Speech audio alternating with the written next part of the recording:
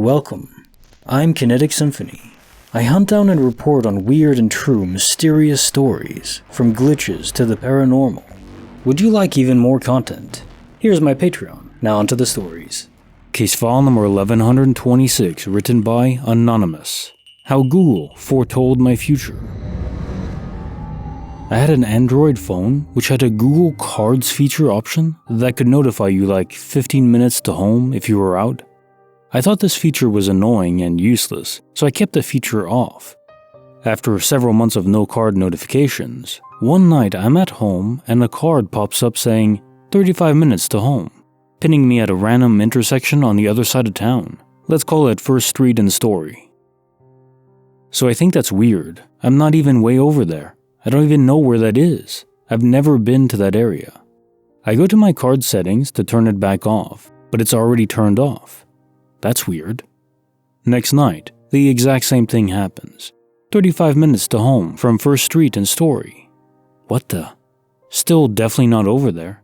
Check card features and the notifications are still turned off, so no idea why I'm getting a notification. Few days later, a friend and I are out running errands and he misses his intended exit, so he takes the next one. Once on the streets, I ask, "Where are we? I've never been over here." Suddenly, a car to our right tries to turn left and crashes right into us. Messed up the wheel to be unable to turn, so he pulled forward to the curb to call a tow truck. We had our kids in the car, so I called my sister to pick us all up. When my sister asked me for the location, I look up at the street signs. First Street and Story. Case notes are file 1126. How Google foretold my future. So this is a straight up pure glitch, and one where I don't really know what's going on. I mean, future buffered reality probably plays a role in here, but no idea how that information was relayed via Google's servers to you beforehand, a few days in advance. It's truly wild. In these future buffered glitches, it's always our own subconscious that is receiving and interpreting the data, and then struggling to feed it to the conscious part of our mind.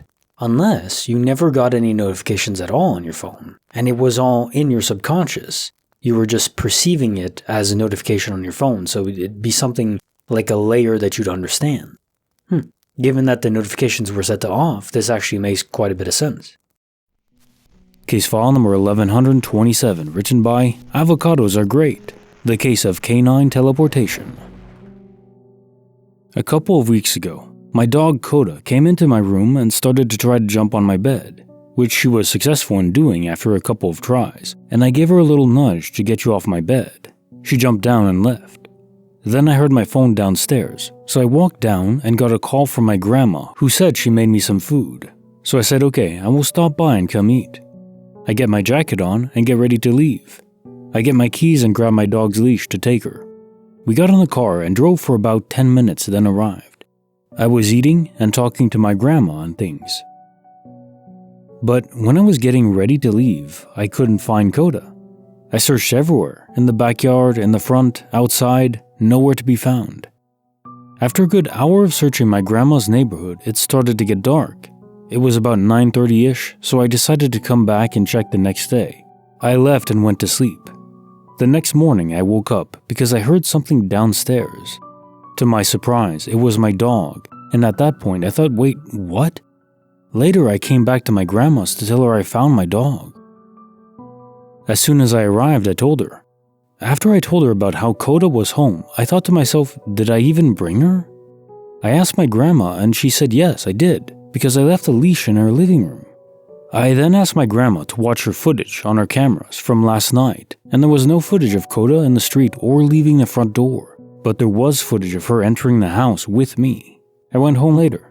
Coda was still there. Until this day, I still don't know what happened. Case notes are file 1127. The Case of Canine Teleportation. Makes me wonder, in these teleportation events, are they just space-time anomalies? Is our own mass being disintegrated and reinstituted? Makes me think of Star Trek transporters. Beam me up, Scotty. How in a certain sense you can only exist as energy and information for a while, until you're reconstituted, and then are you still you?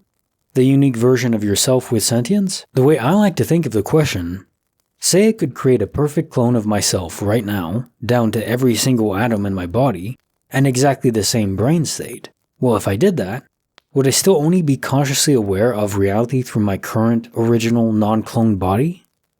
I think so. And as the clone of me right here would say, yes, that's true. Which to me is logical proof that sentience transcends the physical body. This is the vessel for which the soul, the unique soul, is latched onto. And I think it applies to pets too, which is how I think it's still your real coda. If the body is temporarily destroyed in a space-time portal, the soul just reattaches itself after the body is reformed. Bonus file written by Reference Dude. The night my inanimate objects came to life. I'm positive this wasn't a dream, because I was talking to someone. I may have been hallucinating from sleep deprivation, but this has never happened to me before and since. I was talking on the phone while in my bed, when something on my desk fell over. I think it was a cup. It must have been the wind. My blinds were moving around and it was like, meh. But then I realized my windows weren't open at all, but they were moving as if the wind was pushing and pulling on them. What? My TV turned off by itself. Being the non-believer I am, I said, must have been the sleep timer. I turned the TV on, but my TV box wasn't working. No cable at the time, just a DTV box. I realized the box was off. I went to try and plug in the box and both were unplugged, but the TV was still on somehow. It was just the black screen you get that says line because I have an old TV. Now I'm concerned. I'd better get the hell to sleep then. As soon as I turned the TV off, bang, fall, crash. Everything on my desk that was standing in some way, cups, deodorant, lamp, etc., fell over in the exact same direction, towards the door. I yelled like, "Fluck!" I hung up with the person I was talking to and ran out of the door. Oh my god, what the hell? That was either the biggest breeze ever or I'm hallucinating. I opened the door and my blinds were no longer moving, but they were open, leaving the windows clearly exposed, showing that they were closed. I looked around and everything in the room was facing me because they all fell to point towards my door. I'm like, okay, I'm just getting some water, going to the bathroom, and sleeping. My friend called back. What happened? Are you okay? I had finished my water and bathroom trip and was walking back to my room. Yes, everything on my desk just got blown over by a gust of wind, and I didn't want everything to break and the noise startled me. I opened my door. My friend said, well, maybe it's just time for you to... But he was interrupted by my yelp, and I immediately hung up.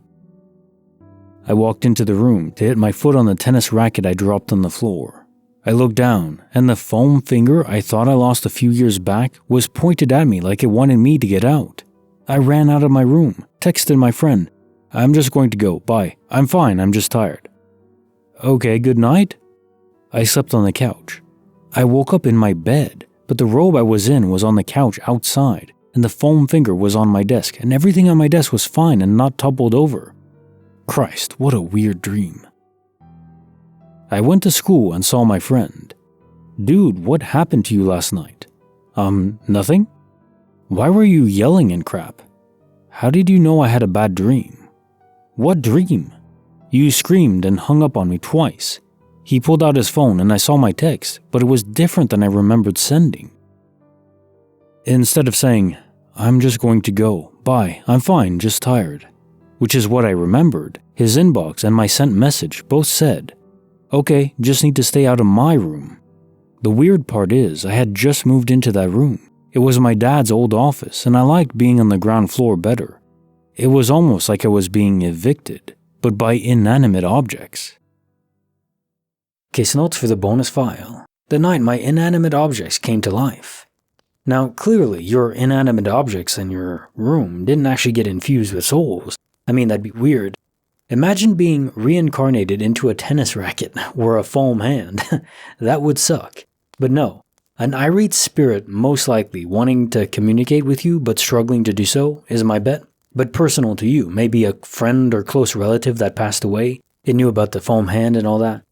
That said, how everything was placed back, I haven't heard of spirits being able to do that, being that nimble and dexterous. Maybe somehow this spirit interacted directly with your mind to conjure these visions and nothing actually fell over? Because your perception was clearly altered, And then also, given the text message differences, your perception definitely was altered, to some extent. And now time for the quote of the day. My mother always used to say, the older you get, the better you get. Unless you're a banana.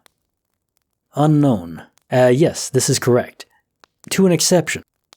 Riper the banana, the better it is for cakes, and also, if you didn't know, you can make banana ice cream. I just found this out myself. You need a blender or a food processor, but chop the bananas up into small chunks. You freeze them in a bag, in the freezer, like overnight. Then you take them out, you let them thaw for like 10 minutes, and then you just pop them in the blender. You can add a bit of salt, like chocolate chips, vanilla, maple syrup, and then you just whip it up, and eventually you just, whip it up, pulse it a bit, scrape the sides, keep going, and then eventually it turns into ice cream, like soft serve ice cream. It's amazing. And it's just bananas. Wonderful. Like the video, subscribe. Kinetic Symphony signing off.